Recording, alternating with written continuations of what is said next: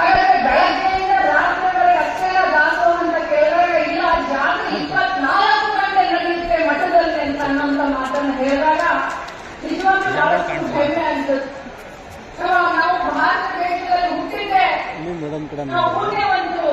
ಈ ಒಂದು ಪುಣ್ಯ ನೆಲದಲ್ಲಿ ಹುಟ್ಟಿ ನಾವು ಬಹಳಷ್ಟು ನಮ್ಮ ಜೀವನ ಪಾವನವಾಯಿತು ಅಂತ ಹೇಳಲಿಕ್ಕೆ ನಾನು ಬಯಸ್ತೇನೆ. ನೋಡಿ, ಮಾನ್ಯ ಮುಖ್ಯಮಂತ್ರಿಗಳಂತ ಸಿದ್ದರಾಮಯ್ಯ ಸಾಹೇಬರು ಭಾಷಣವನ್ನ ಮಾಡುವಂತ ಸಂದರ್ಭದಲ್ಲಿ ಒಂದು ಮಾತನ್ನ ಹೇಳಿದ್ರು. ಈ ಮಠ ಮುಂಚೆಯಿಂದಲೂ ಕೂಡ ಶಿಕ್ಷಣಕ್ಕೆ ಬಹಳಷ್ಟು ಆದ್ಯತೆಯನ್ನು ಕೊಟ್ಟಿತ್ತು ಅಂತ ಮಾನ್ಯ ಮುಖ್ಯಮಂತ್ರಿಗಳು ಹೇಳಿದ್ರು. ಆ ಮಾತನ್ನ ಕೇಳಿಸಿದ್ರೆ ನನಗೆ ಇನ್ನೂ ಬಹಳಷ್ಟು ಅಭಿಮಾನ ಆಯಿತು.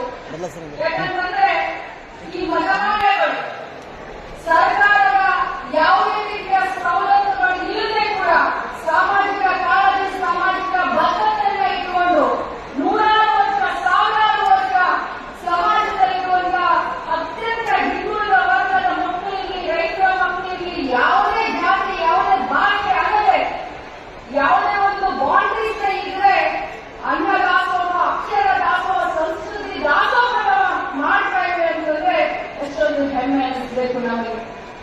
ನೋಡಿ, ನಾನು ಇಲ್ಲಿ ಕೂತ್ಕೊಂಡಾಗ ಕೇಳಿದೆ, ಯಾವ್ಯಾವ ಊರಿಂದ ಬಂದಿದ್ದಾರೆ ಮಕ್ಕಳಿಗೆ ವಿದ್ಯಾಭ್ಯಾಸವನ್ನ ಕಲೀಲಿಕ್ಕೆ ಅಂದಾಗ ಆ ಒಂದು ಭಜನೆಯನ್ನ ಮಾಡುವಂತ ಮಕ್ಕಳನ್ನ ಕರೆದು ಕೇಳ್ತಾ ಇದ್ರೆ ನನಗೆ ರೋಮಾಂಚನ ಆಯ್ತು. ಒಬ್ರು ಬೀದರ್ ಅಂದ್ರು, ಒಬ್ರು ಮಂಡ್ಯ ಅಂದ್ರು, ಒಬ್ರು ಗದಗ ಅಂದ್ರು, ಒಬ್ರು ಹಾವೇರಿ ಅಂದ್ರು, ಒಬ್ರು ಸಾಂಸ್ಕೃತಿಕವಾಗಿರ್ಬೋದು, ರೈತರನ್ನ, ರೈತ ಮಹಿಳೆಯರನ್ನ ಪ್ರೋತ್ಸಾಹಿಸುವುದಾಗಿರ್ಬೋದು, ಶೈಕ್ಷಣಿಕ ಆಗಿರ್ಬೋದು, ಹಳ್ಳಿಯ ಸೊಗಡನ್ನ ಇನ್ನೂ ನೆನಪಿಸುವಂತ ಮತ್ತು ನಮ್ಮ ಸಂಸ್ಕೃತಿಯನ್ನ ನಮ್ಮ ಮುಂದಿನ ಪೀಳಿಗೆ ನೋಡಬೇಕು, ಆ ಸಂಸ್ಕೃತಿ ಉಳಿಬೇಕು, ಬೆಳೆಸಬೇಕು ಅನ್ನುವಂತ ನಿಟ್ಟಿನಲ್ಲಿ ಅನೇಕ ಕಾರ್ಯಕ್ರಮಗಳನ್ನು ಸುಮಾರು 6 ದಿನ ಇವರು ಪ್ರಸ್ತುತಪಡಿಸ್ತಾ ಇದ್ದಾರೆ.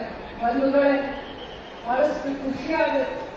ಇಂಥ ಮಠ ಮಾನ್ಯಾಧೀಶರ ಒಂದು ಮಾರ್ಗದರ್ಶನದಲ್ಲಿ ನಮ್ಮ ಕರ್ನಾಟಕ ರಾಜ್ಯ ಸಮೃದ್ಧಿಯತ್ತ ದಾಖಲೆಗಳನ್ನ ಇಡ್ತಾ ಇದೆ.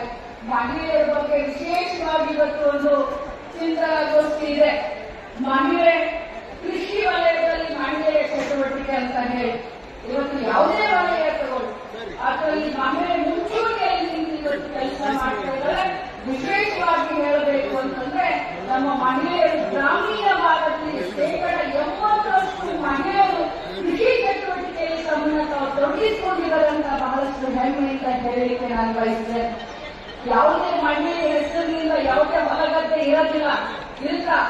ಯಾರಾದ್ರೂ ಮಹಿಳೆ ಹೆಸರಿನಲ್ಲಿ, ಮಗಳ ಹೆಸರಿನಲ್ಲಿ, ಹೆಂಡತಿ ಹೆಸರಿನಲ್ಲಿ ಹೊಲಗದ್ದೆಯನ್ನು ಬರೆದು ಕೊಟ್ಟಿರ್ತೀರಾ? ಇರೋದಿಲ್ಲ. ಆದ್ರೆ ಆ ಹೊಲಗದ್ದೆ, ಆ ಭೂಮಿ ತಾಯಿ ನಂದು ಅನ್ನುವಂತ ಅಭಿಮಾನದಿಂದ ಮಹಿಳೆಯರಲ್ಲಿ ಕೆಲಸ ಮಾಡ್ತಾಳೆ. ಕುಟುಂಬವನ್ನ ನಿರ್ವಹಣೆ ಮಾಡುವಂತ ಎಲ್ಲ ಸಹಕಾರವನ್ನ, ಎಲ್ಲ ಪಾಲುದಾರಿಕೆಯನ್ನ ಕೂಡ ಮಾಡ್ತಾ ಇರ್ತಾರೆ. ಇವತ್ತು ನಾವು ಮಹಿಳಾ ಕೃಷಿಕರನ್ನ ಸನ್ಮಾನ ಮಾಡಿದ್ವಿ ಮತ್ತು ಅವರಿಗೆ ಪ್ರೋತ್ಸಾಹ ನೀಡುವಂತ ಕೆಲಸವನ್ನ ಕೂಡ ಮಠದಿಂದ ನಾವು